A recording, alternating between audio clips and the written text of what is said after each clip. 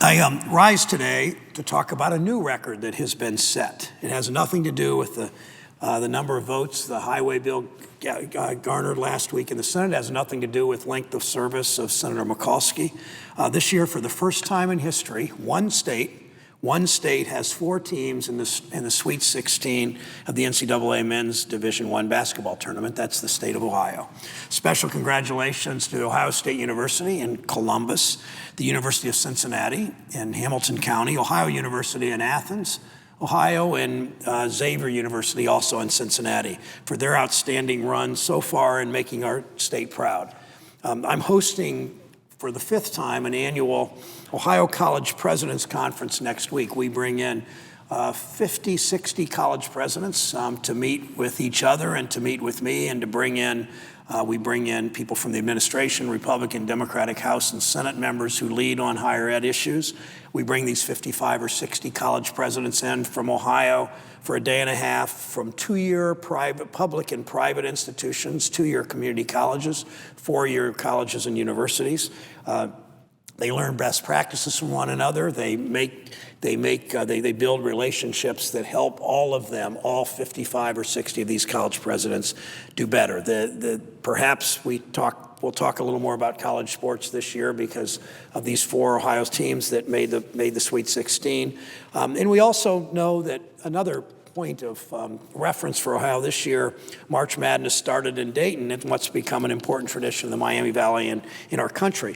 The weekend before the games started, Dayton's Oregon District hosted the First Four Festival, where 15,000 people crowded local restaurants and bars, listened to live music, and watched games on big screens. A few days later, President Obama and British Prime Minister David Cameron came to the same city where the Dayton Peace Accords were negotiated. They joined the Dayton community and teams from Kentucky and Mississippi and New York and Utah, and their fans from across the country to watch the first rounds of the NCAA Division I men's tournament at the UD Arena. The UD Arena University of Dayton Arena now holds the national record for the number of NCAA basketball tournament games held in a single venue. The business community in Dayton, one of the most active in the country, the Dayton Development Coalition, rallied together to make sure military families from Wright-Patterson Air Force Base were able to attend. $3.5 million was pumped into the local economy, showcasing the Miami Valley's world-class tourism infrastructure of hotels and parks and recreation entertainment. We saw the same thing later in the week in the Arena District of Columbus, where the city hosted games on the opening weekend.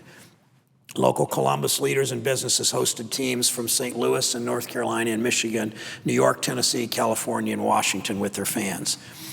The city expected a $10 million impact on the local community, with tens of thousands of people staying in hotels, eating in restaurants, and enjoying one of the fastest growing cities in America, where I might add the presiding officer once lived. We saw a boost in tourism in Northern Ohio, where Bowling Green hosted the first and second rounds of the women's basketball tournament of the NCAA. Organizers in Bowling Green said the games were more about basketball. It was about people from across the nation coming to town and boosting the sales of small businesses. All the excitement and economic activity goes to show that Ohio is a tremendous attraction of basketball tourism and basketball talent. As the tournaments continue and Ohio teams continue to win, I look forward to working with our communities and business leaders to further leverage our assets in tourism and recreation to help create jobs throughout our state and to promote economic development.